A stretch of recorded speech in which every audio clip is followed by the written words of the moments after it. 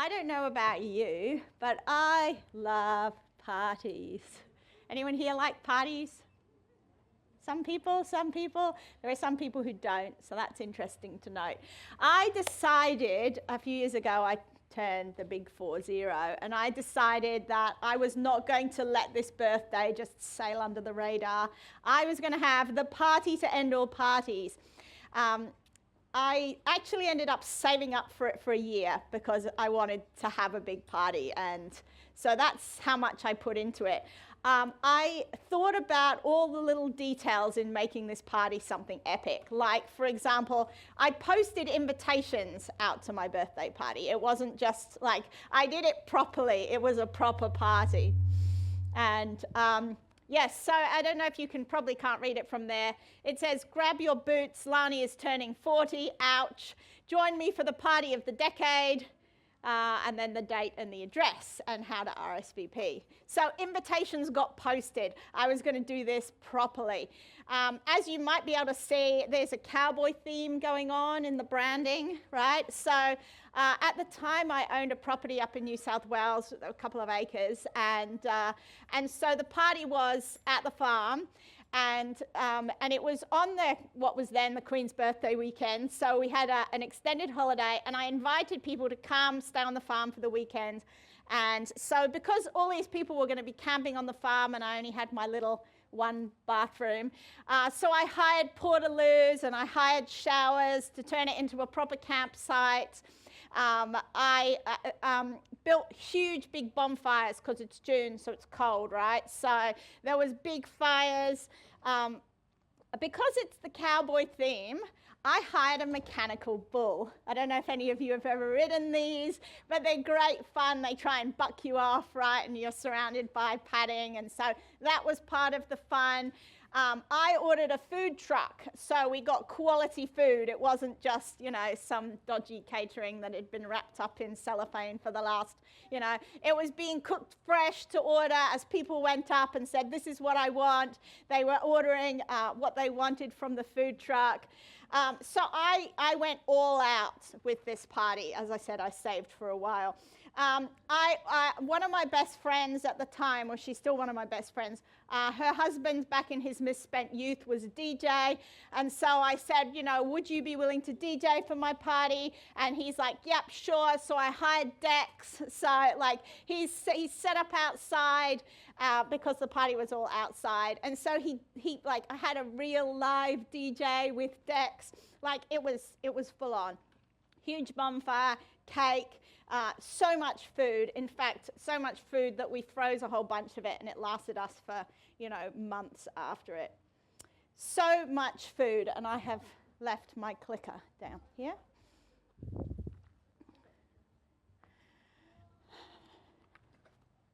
Sorry, it's already happened. So for anyone who's sitting there going, can we come? It's too late. Sorry.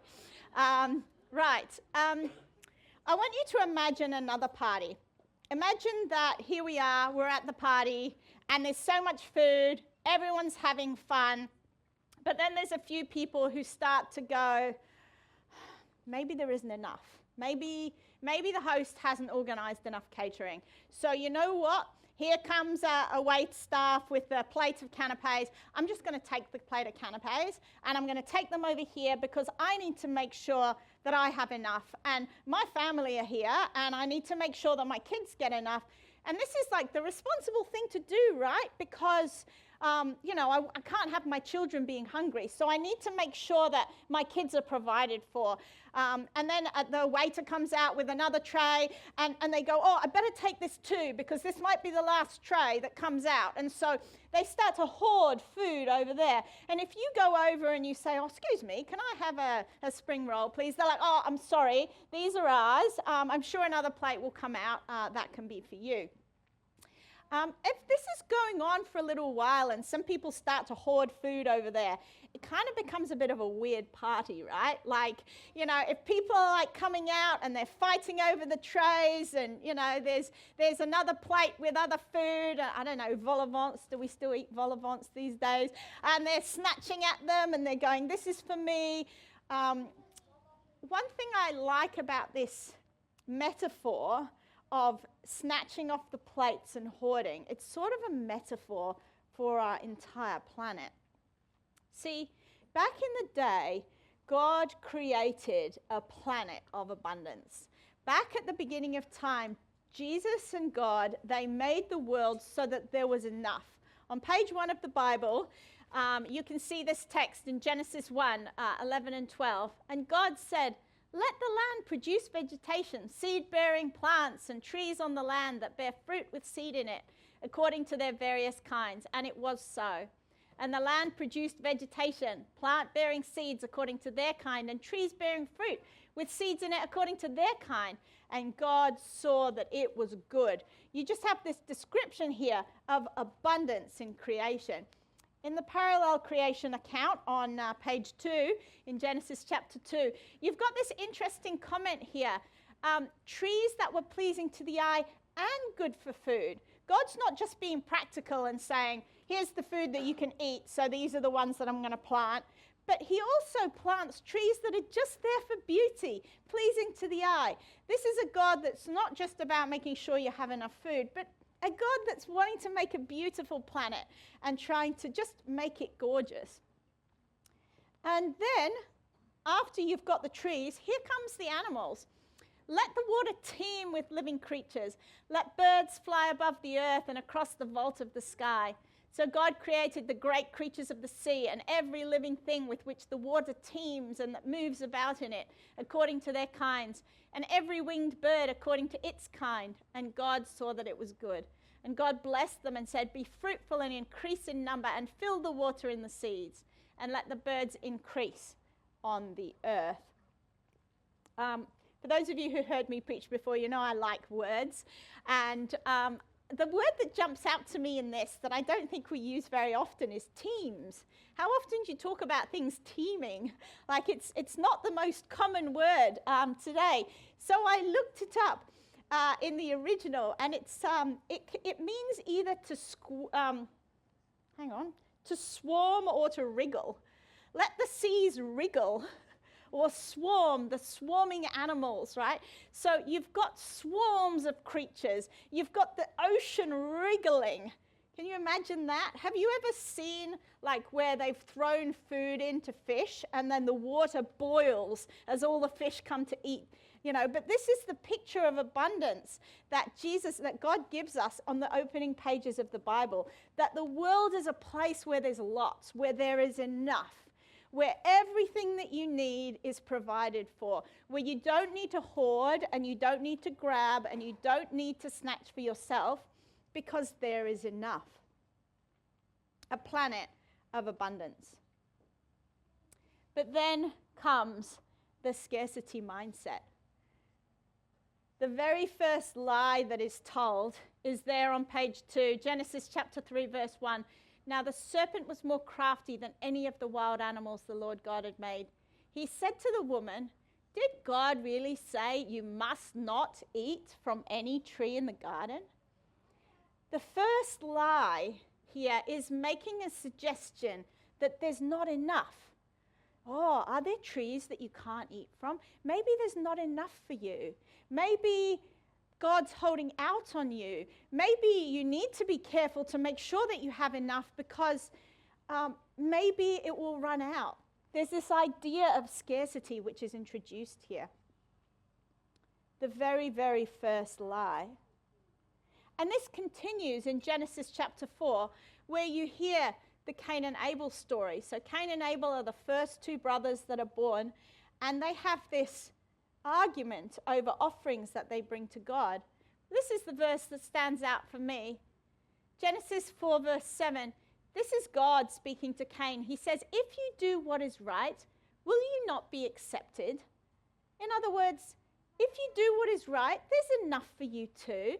There's blessing for you too. If you do what is right, aren't I enough for you? But now you have a choice. And if you do not do what is right, sin is crouching at the door. And for those of us who know the story, we know that he doesn't believe that there's enough. He doesn't believe that there is enough blessing for God for him. And so he responds out of violence and fear and anger, and he kills his brother. So we have this battle in our world today. Do we live in a world where we believe that there's enough? Or do we believe in a world of scarcity where there isn't enough? And if there isn't enough, then the right thing to do is to make sure that I have enough for me and my own. If you have a scarcity mindset, then it's really natural for you to want to say, I need to make sure that I have enough food. I need to make sure that, I think about COVID, I need to make sure that I have enough toilet paper. We saw that thing where people had the scarcity mindset, toilet paper is running out, and so they hoarded it because I have to make sure that I have what I need. And it doesn't matter if you don't have what you need. Sorry, sucks to be you. It's more important that me and my family have what we need. This seems to almost be encouraged in today's society. The scarcity mindset is almost held up in today's society as a good trait. Because isn't it sensible to make sure that you're providing for your family? Isn't it sensible to make sure that you've got lots of food in the pantry in case something goes wrong? Or sensible to make sure that you've got lots of money to cope with any eventuality that comes? It's almost ingrained into our culture that we need to live in a scarcity mindset. Jesus, of course, utterly countercultural. I'd love us to look at this verse in Luke 12, and thank you, LJ, for those lovely Bible texts that we read. This was one that LJ had on the prayer sheet there. Luke chapter 12, I'm going to read 22 to 26 here. Then Jesus said to his disciples, "Therefore I tell you, do not worry about your life, what you will eat, or about your body, what you will wear. For life is more than food, and the body more than clothes. Consider the ravens. They do not sow or reap. They have no storeroom or barn, yet God feeds them. And how much more valuable you are than birds. Who of you by worrying can add a single hour to your life? Since you cannot do this very little thing, why do you worry about the rest? Consider how the wildflowers grow. They do not labor or spin. Yet I tell you, not even Solomon in all his splendor was dressed like one of these. If that is how God clothes the grass of the field, which is here today and tomorrow is thrown into the fire, how much more will he clothe you, you of little faith? So do not set your heart on what you will eat or drink. Do not worry about it. For the pagan world runs after all such things, and your Father knows that you need them." What's Jesus saying here? Jesus wants us to become bird watchers and botanists, maybe? Sit outside with your binoculars watching ravens? It's interesting. There's often two responses when we read these verses. Sometimes we feel like Jesus is being a bit irresponsible here. Should we really not care about what we eat? Should we really not have gone shopping yesterday to make sure there's enough food in the cupboard today? Is that what Jesus is saying? Is Jesus maybe a hippie where he's like, yeah, man, it's all good. It will be provided. Let's not worry about it. And also, if you're maybe like me, you might be reading this passage and go, but hang on, I've seen a raven squashed on the road, run over. I've witnessed this. Ravens don't have it perfect. I've seen flowers that get trampled underfoot and not cared for. So, they didn't exactly have it perfect. So what about the exceptions? What about the people who did trust God and then things did go wrong? I think Jesus is asking us not to focus on the exceptions, but what is the main point here? Nowhere in Scripture are we guaranteed a perfect life. And there's no guarantee here that the raven and the flower will have a perfect life. But we are told that they don't worry. Jesus experienced want. He lived in an environment where there was food scarcity. We were told that he has no home. He had nowhere to lay his head. He got hungry. We know. He got thirsty. He got tired. He struggled with the basic things in life.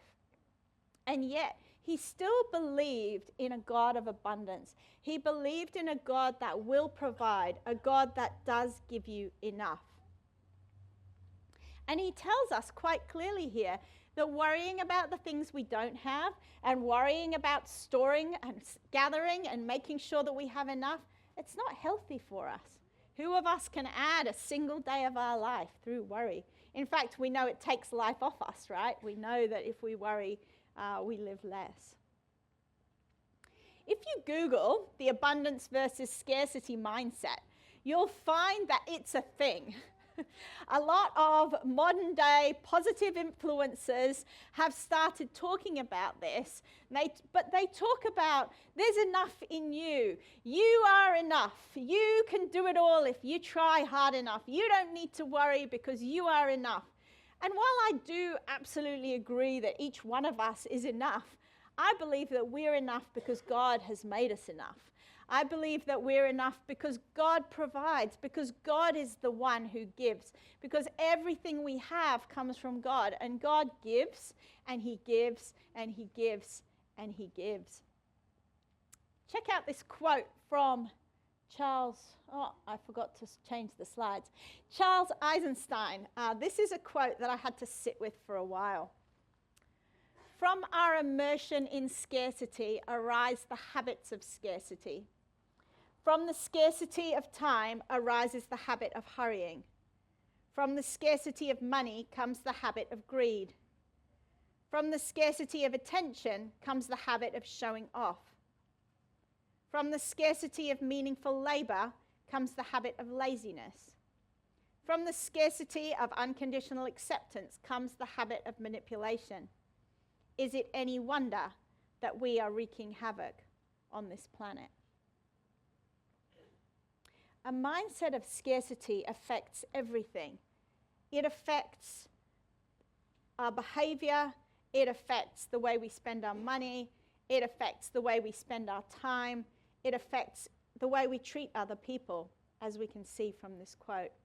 But Jesus shows us that there is a different way, a way where there is enough, where God gives us enough time, enough money, enough attention, enough meaningful labor, enough unconditional acceptance.